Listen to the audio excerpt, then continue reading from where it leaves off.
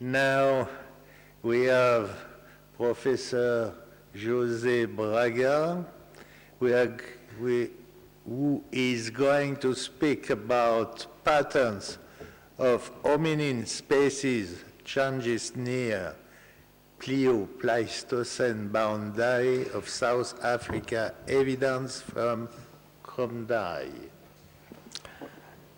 Thank you, Monsieur the Chairman. Dear colleagues, first of all, I would like to thank the organizers of the meeting, of course, the Pontifical Academy of Science, and Professor Coppens, of course, for his invitation. So we will now move to South Africa, and we will hear about a site in South Africa where I have the great pleasure to work with my colleague Francis Sacre for many years now, since the early 2000 years. And we will discuss again the question of Paranthropus in South Africa, its taxonomy, its phylogeny, and other aspects about its paleobiology.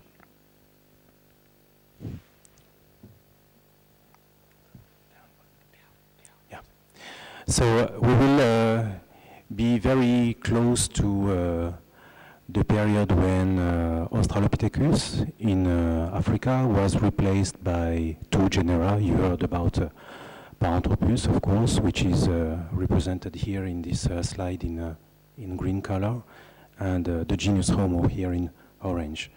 So we will focus on the transition that occurred in South Africa and in East Africa, but not at the same time, apparently, if we consider the data. Let me first define the genus Australopithecus, as I would like to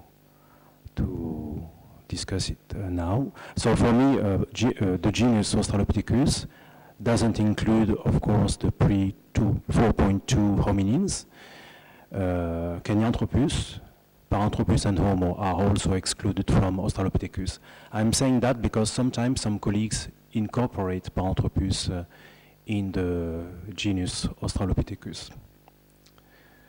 And you see on this slide that Australopithecus is apparently replaced in East Africa, on the right side of this slide, at around 2.5 million years, while in South Africa, it seems that we don't find Paranthropus before 2 million years.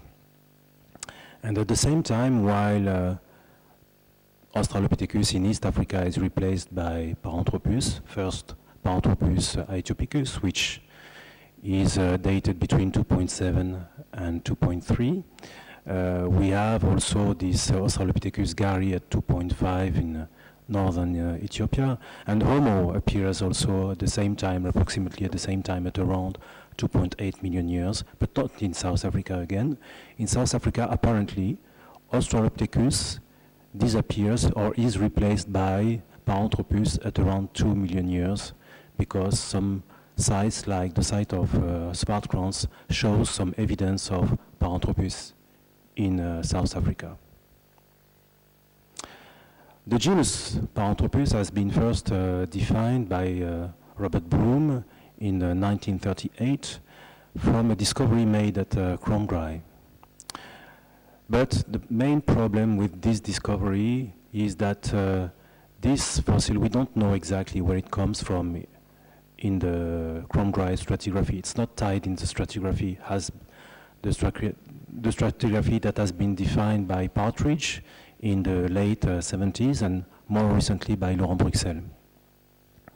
So if we know that this specimen, important specimen, comes from Kromdraai, we don't know where it comes from exactly and what is exactly the age of this specimen. But interestingly enough, this specimen shows some relatively primitive features as compared to other Paranthropines from South Africa. This has been stressed on by Clark Howell in the late 70s, and also by Fred Grein in the 80s. mainly from dental evidence. So clearly at Kromdraai, there is a paranthropine which apparently has some primitive features as compared to other paranthropines in South Africa, and this is the reason why two species of Paranthropus have been defined in South Africa. Paranthropus robustus, which was first defined by Bloom in 1938, and a few years later, more than 1 decade later, Paranthropus crassidens, from discoveries that have been made from the 50s in the site of Swartkrans.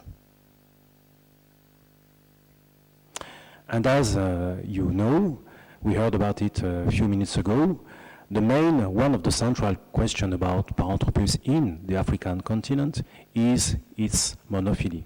Is it a monophyletic group, as represented on the left side of this picture?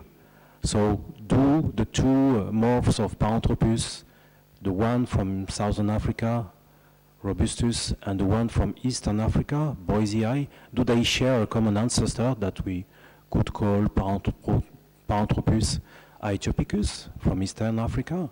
Or do these two morphs represent two independent lineages with two separate ancestors? One would be a Southern African ancestor, we can call him Australopithecus africanus or Australopithecus prometheus, and the other would be Australopithecus afarensis.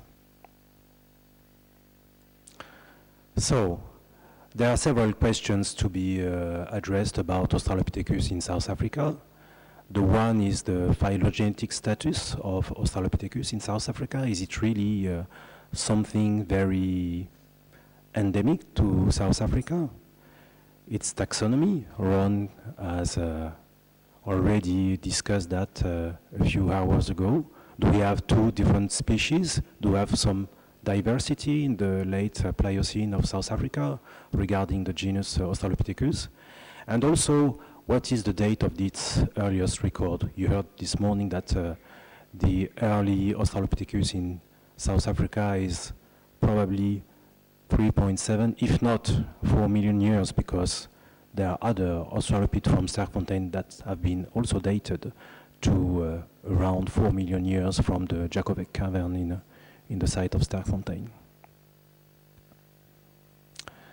About Paranthropus now in South Africa, there are very interesting aspects to consider. First, when you look at the matrices of data that have been used by Fred Grind, David Strait, and others, Bill Kimball, to try to establish a phylogeny of Paranthropus and Australopithecus in Africa, Eastern and Southern Africa, people note that there are very few characters, in fact, that purportedly link Australopithecus and Paranthropus in Southern Africa.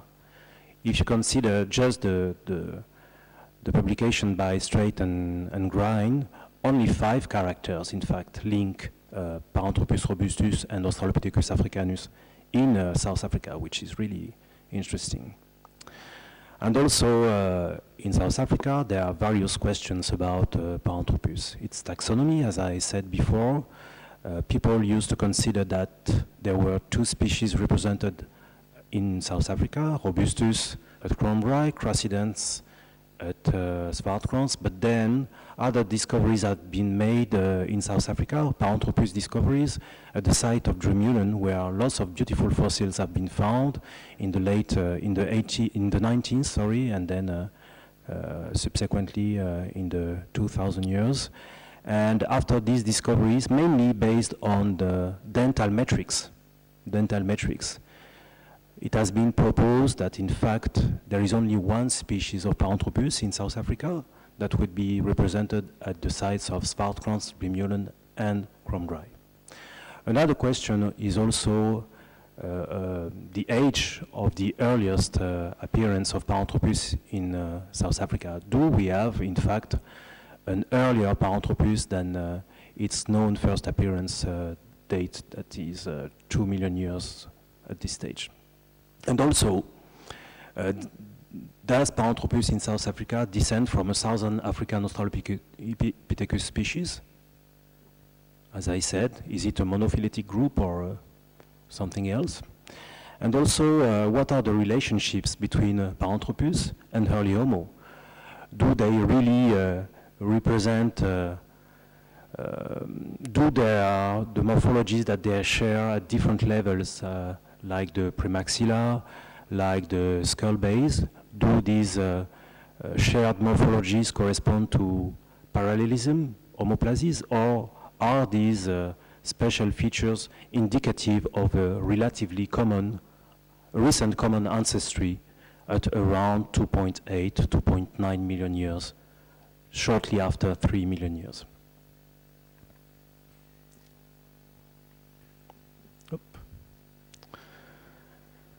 So, building a reliable phylogeny, obtaining good dates for these South African fossils, and also addressing the problem of taxonomy of Australopithecus and Paranthropus in South Africa is really crucial to establish reliable biogeographical models, of course, and also to address several questions, like, for instance, do we observe some faunal interchanges between the two regions, Southern Africa, Eastern Africa, and why not Central Africa, throughout the Pleistocene, and were the Southern African hominids more provincial than the other hominids in the more northern part of Africa.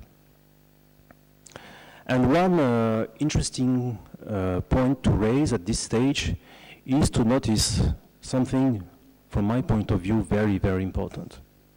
In Southern Africa, at this stage, we don't have a stratigraphic sequence that fulfills the three criteria that I indicate on this slide.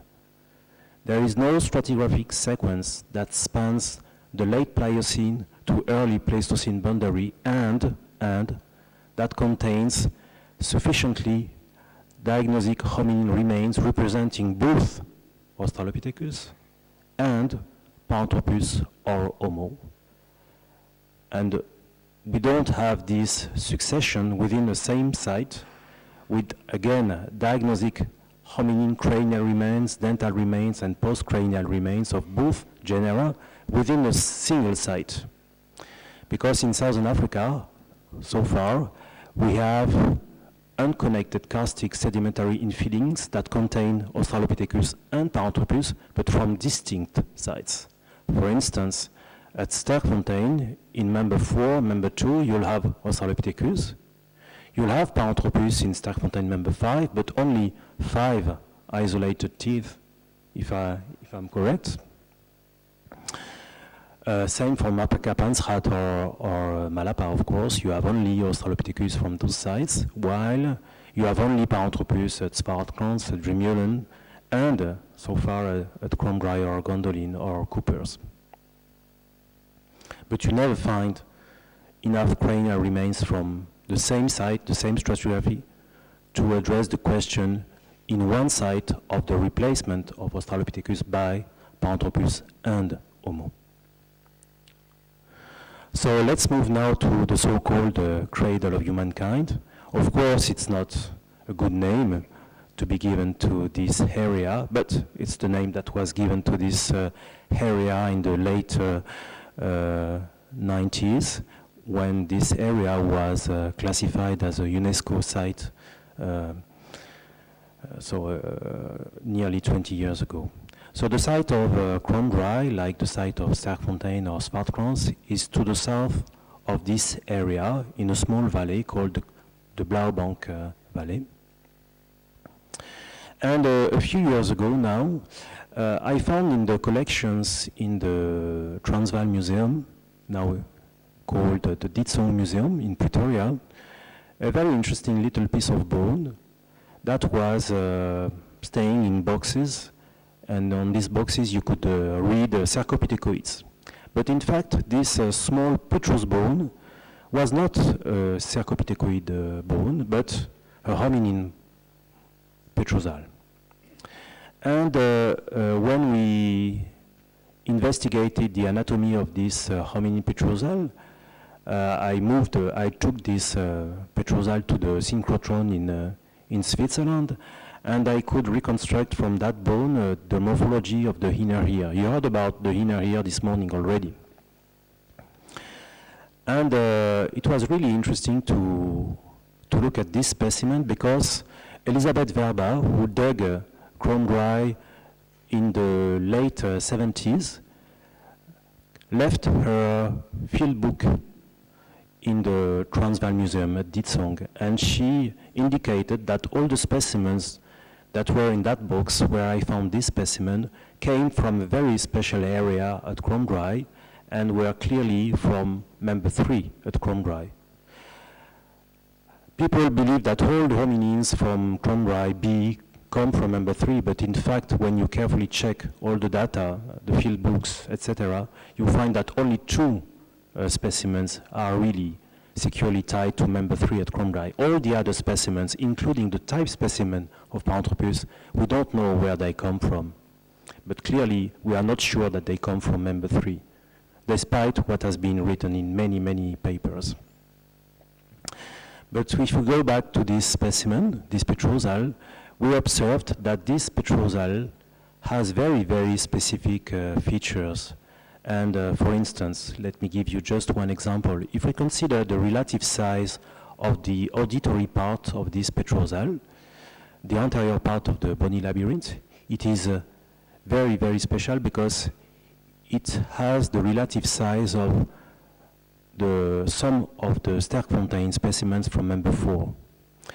For other features, it has also very primitive looking features. When I say primitive, I mean features that you will find in some Sterkfontein member 4 specimens, but not in Paranthropines from other sites in Southern Africa, like the ones at Swartkrans.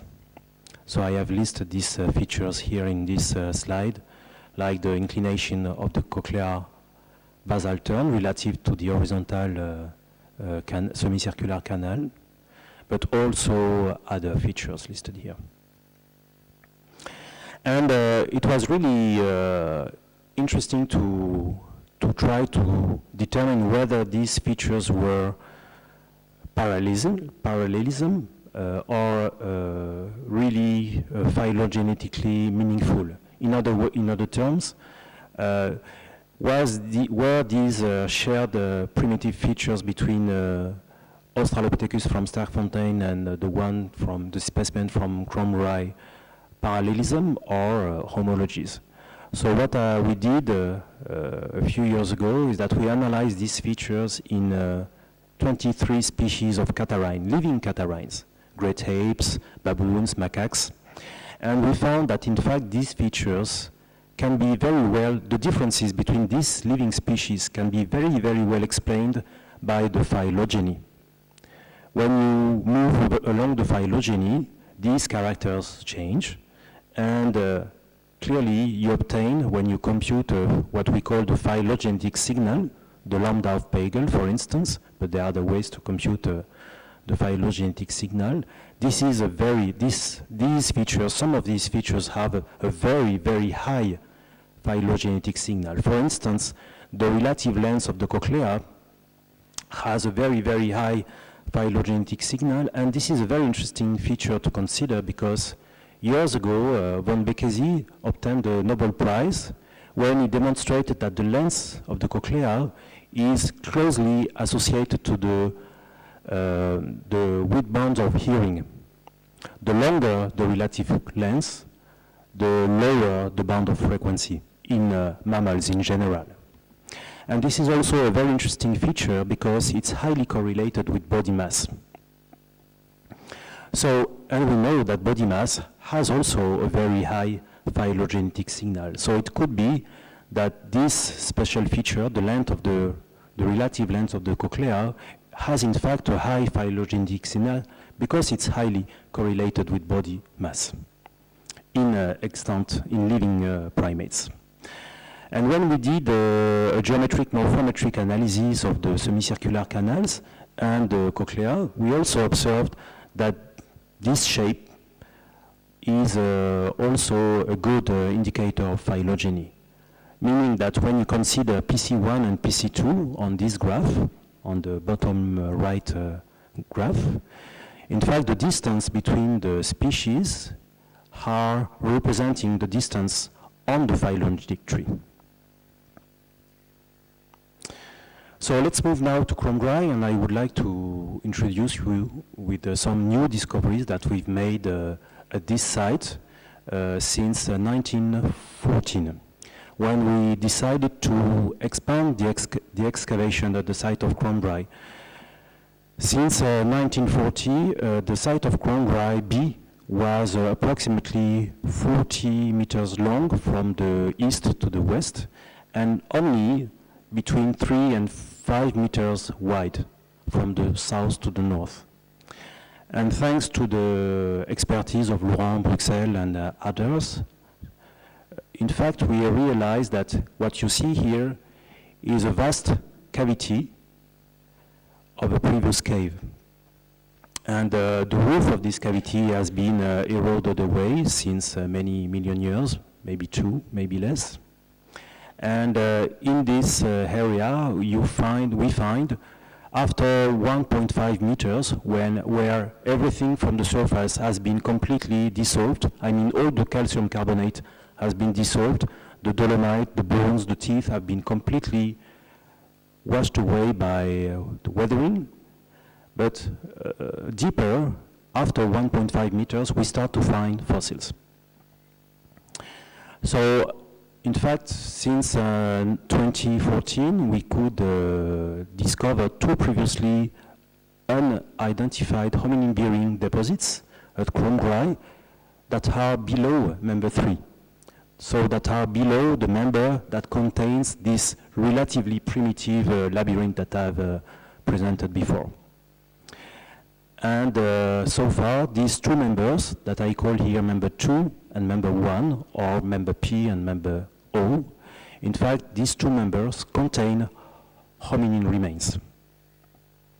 So we were quite excited by this discovery, and I would like to share a few more data now.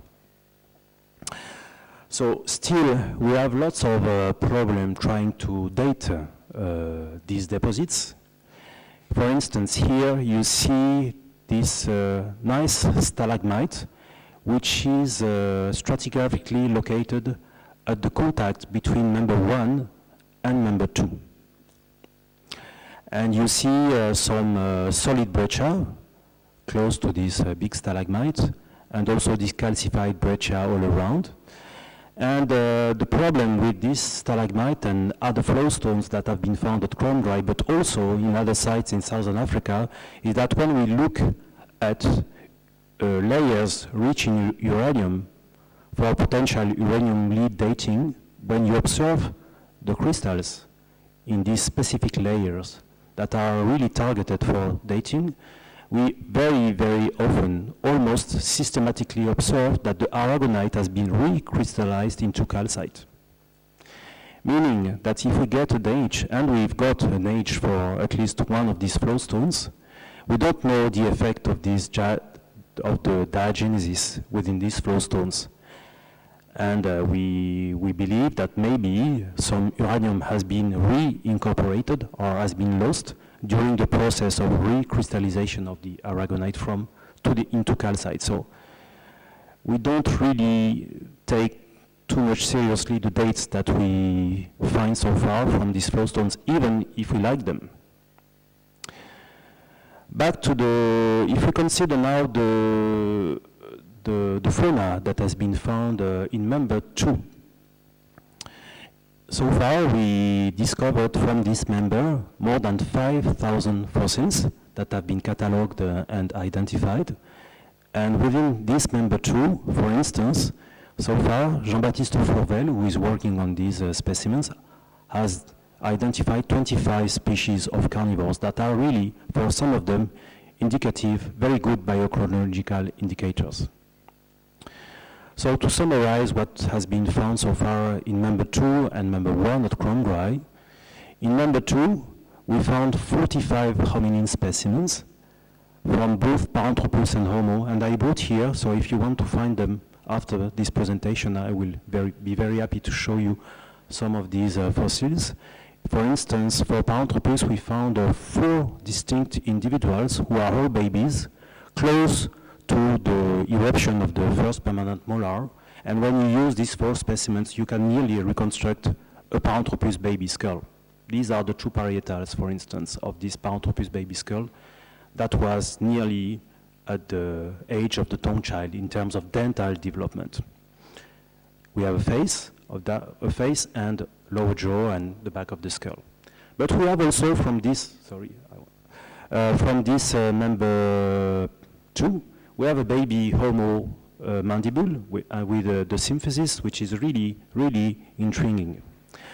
But also, from number 1 now, we have 2 specimens. And one of these specimens is a skull of something which is not Paranthropus or Homo, it's an Australopithecus skull. I'm currently busy preparing this skull, but it's very, very well preserved with all the teeth, and it's an adolescent. Let me show you just a few slides of some of these discoveries. Here you have one female of a Paranthropus discovered in situ. So we systematically do the photogrammetry of these specimens when we find them in situ, and we systematically sample the sediments all around this specimen in little boxes that are oriented for subsequent analysis. So we keep a record of all the sediments that have been found associated to these fossils, and are all recorded on the total station. I mean the specimens and the sedimentary blocks. Here, this baby Paranthropus maxilla that has been found a few years ago. And here you can see the specimens with beautifully preserved deciduous dentition and first permanent molar from the right side. A really beautiful specimen because this specimen is a juvenile, as I said.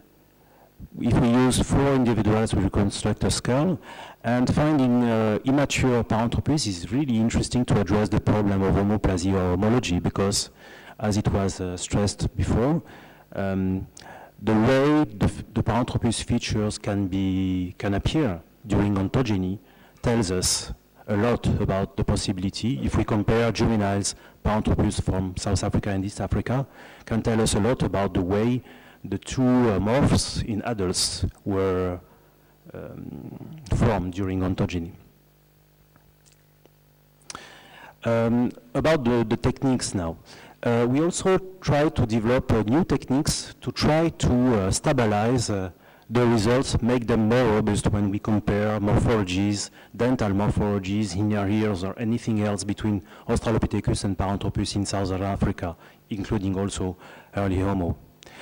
We developed a method which is based on the mathematical concept, which is called diffeomorphism. So I won't tell too much about that, because but if you want to learn more about this technique, we are just releasing a paper in the Journal of Human Evolution explaining the technique and also comparing the results that you can get using the same sample when you do diffeomorphism and when you do geometric morphometrics. If I summarize the difference between the two, I would like to say that we obtain more reproducible and more objective results with diffeomorphism because we don't have to define a priori landmarks or semi-landmarks. So you don't have to choose anything, any landmarks before making your comparisons. And also the nice thing about diffeomorphism is that you can, within the same statistical framework, combine metrical features and discrete features. Because very often when you compare Australopithecus and Paranthropus, you do a geometric morphometric analysis, and then you can score so-called discrete or non-metrical features, because there was no method before to really quantify these discrete features. Now we can use both features, homologous ones and non-homologous ones, into the same analysis. So, for instance, these are the results that we obtain when we use this diffeomorphism using the lower molar, the first one, the second one, and the third one, and comparing early Homo in blue, Australopithecus in red, and Paranthropus in green from Svartkrans, or in Violin from Drinolen. So this 3D graph, you have a projection on the PC1, PC2 shape space, or on the PC2, PC3 shape space. And you can see here that there is a clear distinction between Australopithecus from on one side and Australopithecus, both from Drinolen and Svartkrans. And also you can see that we can also classify outside the Paranthropus and Australopithecus range some early Homo specimens from South Africa, including a beautiful little specimens from Sterkfontein, which is called SCW151. I'm nearly done. So this is a better, a larger representation of the kind of results that we get from the first molar. And what is important here to add is that in addition to the PC analysis, we can also use some classification method to determine where are the boundaries between the groups in this statistical framework to make sure that we really use probabilities like Bayesian probabilities to make sure that one specimen is classified in a reliable way in one group rather than in another one. We also started to work on the new fossils found from Kromdraai for the teeth, but also from the inner ears, because we found so far 4 inner ears of 4 different specimens from number 2, Paranthropus. These specimens are here represented in green. And also what we did is that we tried to assess the morphological differences between Paranthropus and Australopithecus, but only using hominins, fossil hominins, because if you add in your system great apes, extant great apes, you will, of course, find less differences between Paranthropus and Australopithecus. It's like the same problem. If you compare 2 cars, you will find the 2 cars different, but if you now compare the 2 cars with 1 bicycle, you will find the 2 cars more identical than with the bicycle. So if you add here great apes in the statistical analysis, you will really have difficulties to really distinguish Paranthropus and Australopithecus. I just want to give you an example of the kind of results that we can get when we use the 4 specimens from Kromdraai very rapidly. You have on this graph, the one at the center, 2 features that are represented on the axis and on the vertical axis and the horizontal one. The one on the horizontal axis is the cochlear lens per turn, while the one on the vertical axis is the size of the horizontal semicircular canal scaled to the oval window area. And also the size of the points on this chart correspond to the size of the oval window. So the larger the point, the dot, the larger the oval window, especially on the specimens at the bottom of the graph. And also the color is indicative of the size of the cochlea, the cochlear lens per turn when it's scaled relative to the oval window. And using these 4 parameters, we can really easily distinguish Paranthropus and Australopithecus. The 2 specimens from Svartkrans in red are Paranthropus at the bottom. All the other specimens that are on the upper part of the graph are either Australopithecus from Sterkfontein or the 4 specimens that we found from number 2 at Kromdraai. And in between them, you have 2 specimens. One is SK847, which is a early Homo or Homo ergaster specimen from Svartkrans. And the other one is the STW151 specimen that I've mentioned earlier, and that we classified as early Homo based on the dental morphology using the technique that I've just discussed. And when you also use box plots to see whether Paranthropus and Australopithecus are distinct, you see that Paranthropus and Australopithecus are distinct for the cochlear length per ton and for the horizontal canal size.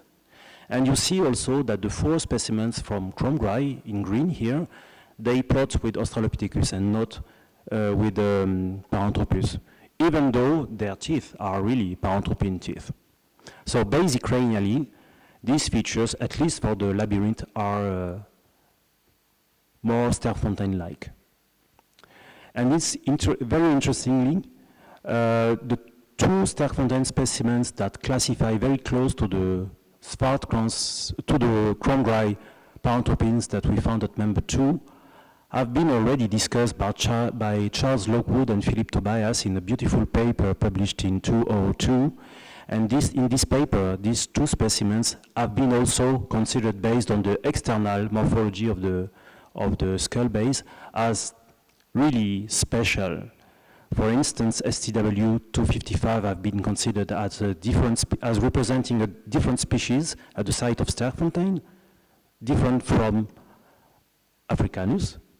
And also for STW 98, it has been considered to lack the derived features that are usually present in A. africanus.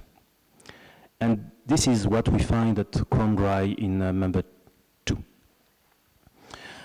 There are many other characters to be considered, like, for instance, the distribution of the enamel thickness throughout the morphology of the lower molar, or also